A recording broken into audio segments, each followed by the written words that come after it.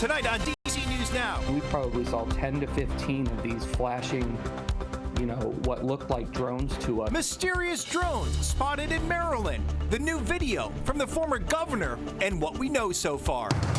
We'll start out the weekend quiet, but we'll let you know when a possible wintry mix could move in on Sunday. A proposal to cut funding for some Virginia cities and counties. The push from Governor Youngkin over so-called sanctuary cities.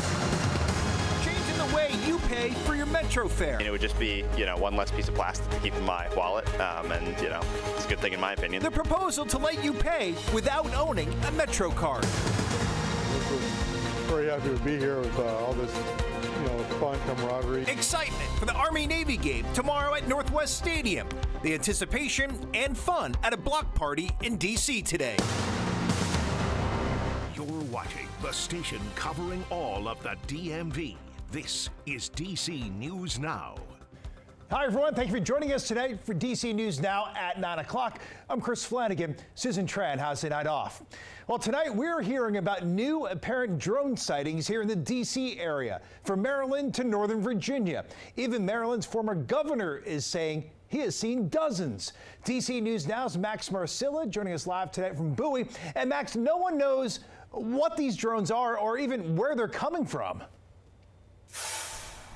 Chris, that is the story of the night. A lot of unknowns and a lot of unanswered questions, like are these at all connected to what people have said they've seen out of New Jersey, and also where are they coming from, and even simply what are they? So we asked exactly that question to someone who says he saw it with his own eyes.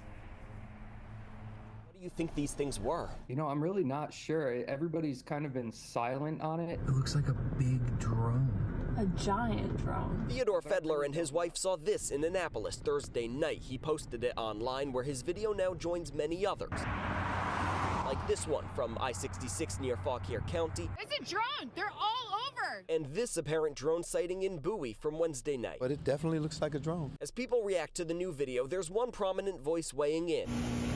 This video is from former Maryland Governor Larry Hogan. He says above his home in Davidsonville, he saw dozens of what appeared to be drones. Posting it online, he wrote, "I do not know if this increasing activity over our skies is a threat to public safety or national security, but the public is growing increasingly concerned and frustrated with the complete lack of transparency and the dismissive attitude of the federal government." There's just no national security threat that we see. There's just no indication that this is some sort of foreign malign activity. That's the most detailed answer to date. Those who have seen these drones like Fedler hope more answers come soon. It's a pretty sizable object that's flying through the sky, and we were just kind of in awe about it. Asking what I think it was, I can't tell you.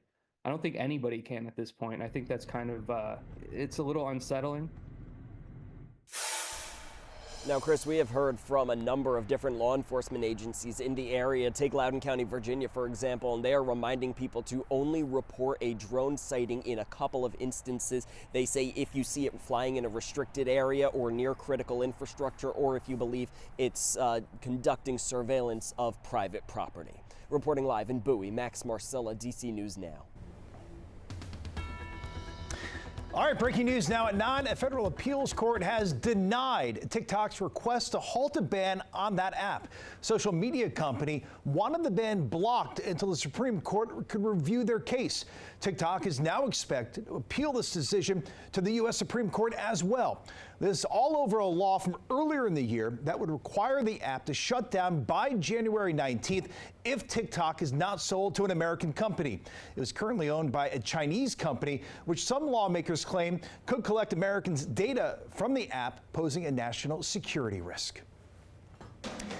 All right, we made it to Friday night, the weekend just about here. Meteorologist David Matson in for Janessa tonight.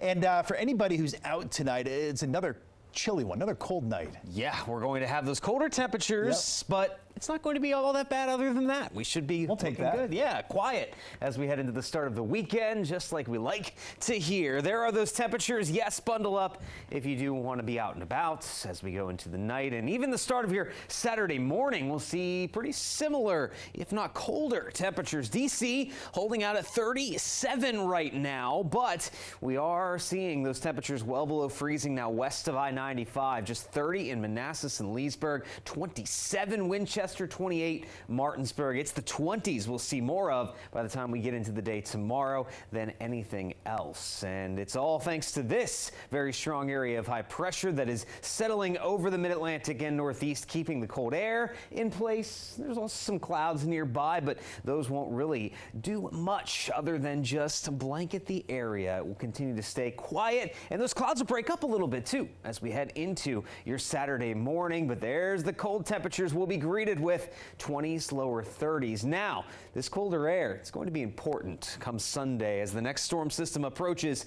Who could end up seeing a wintry mix before the weekend is done? We'll have that answer in your full forecast coming up here in just a bit.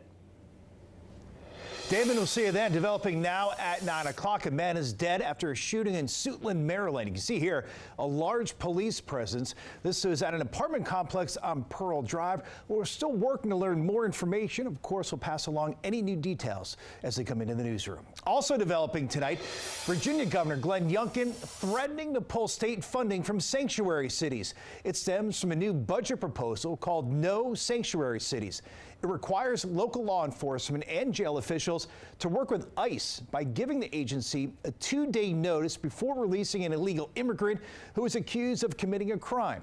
Cities that do not cooperate would see state funding taken away under Youngkin's proposal. The governor says the plan aims to create safer communities. Critics, though, say this will hurt more than help. Ahead at 9:30, our Liberty Simmons tells us more about how agencies in Northern Virginia are responding.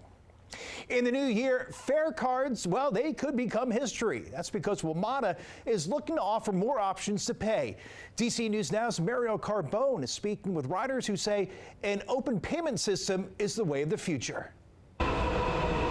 To get through Metro, I'll just use my Metro card. For Metro rider Julius Duhan, catching his train is pretty simple. I find it's, perfectly acceptable. But I am surprised that a city like DC doesn't have something that's like a tap to pay with any credit card. That could change in the new year as WMATA looks to roll out an open payment fare system. And that means riders would have the option to use contactless credit cards, a mobile wallet, or a smartwatch to pay at fare gates, instead of purchasing and using a Smart Trip fare card, a move many riders support. It was a pain. You got to pull it out of your wallet, and then all of a sudden, if it was a credit card or a phone, you could just hit it, swipe it, good to go.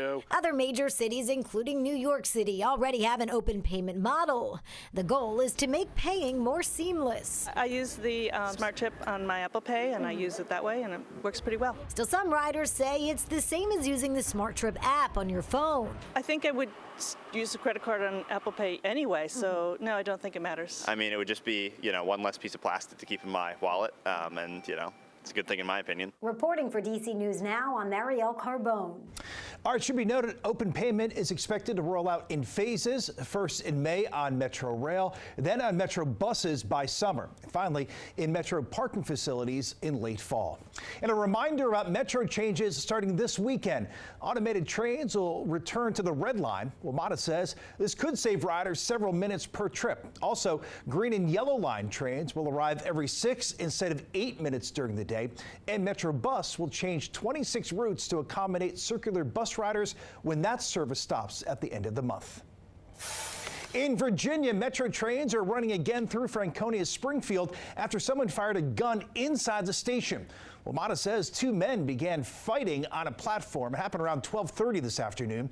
That's when they say a gun went off, but nobody was hurt. The men are in custody and the gun was recovered. Now, that incident temporarily stopped Blue Line service between Franconia Springfield and Van Doren Street. Well, I decided to do a little interior decorating and, spruce the place up a little bit. So I hope you like my upgrades. Hold on. All right, take a look here. This is Maryland Governor Wes Moore having a little bit of fun, posting this video of himself sneaking into the Naval Academy to hang up an Army flag ahead of the Army-Navy game tomorrow. Go Army, beat Navy. Moore was commissioned as a second lieutenant in the Army after college and then served in Afghanistan with the 82nd Airborne Division. All right, they are on for that rivalry. And it's not just Governor Moore who's excited. This is one of the biggest and best rivalries, of course, in all of sports. It all kicks off tomorrow at Northwest Stadium in Landover. DC News Now's Tim Reed caught up with fans at a DC block party where bragging rights are on the line. This is where all the action will take place Saturday afternoon right here at Northwest Stadium in Landover, Maryland. The Army-Navy game was one of college football's biggest rivalries. Today I spoke to fans on both sides who tell us they're looking to see a very exciting game. Army, go West Point, go Black Knights. Hundreds of Army and Navy fans were having fun Friday at this block party at Navy Yard. That includes the Diaz family who are rooting for Army. They traveled from Lakeland, Florida. This is our first time. This is our first rivalry game, and it has been really cool to see all the festivities and all the Army-Navy fans out and about and meeting Army-Navy families. It's really cool. This is our first experience doing this, and it's really cool that it's in D.C. to bring our other kids here and see all the cool historical sites, but then to have the awesome rivalry and the fun fans all around town is a great experience. Many others like this family also flew into D.C. from St. Louis, Missouri. They are all here to have fun and celebrate this huge rivalry. Oh, super exciting. We're just very happy to be here with all this, fun camaraderie. Our son's a fourth-year student at the Naval Academy, and we come every year, fortunately, to the game. And it's just a great get-together. It's like a big block party like they're going to have here. Kickoff is set for 3 p.m. right here at Northwest Stadium. In Landover, Maryland, Tim Reed, DC News Now. All right, should be such a fun, exciting game there. If you're still looking for some tickets to the game right now, well, ticket prices are pretty steep. Basic tickets on sites like StubHub, SeatGeek, and Vivid seats are nearing $200. The best prices we found so far, $177 on Vivid seats. Well, the National Museum of African American History and Culture just opened its first international traveling exhibition. It's called In Slavery's Wake, Making Black Freedom in the World. The museum says the exhibit makes connections between black freedom makers across times. It features 100 objects, 250 images, and 10 different multimedia interactivities and films. You can see the exhibit right through June 8th. Coming up on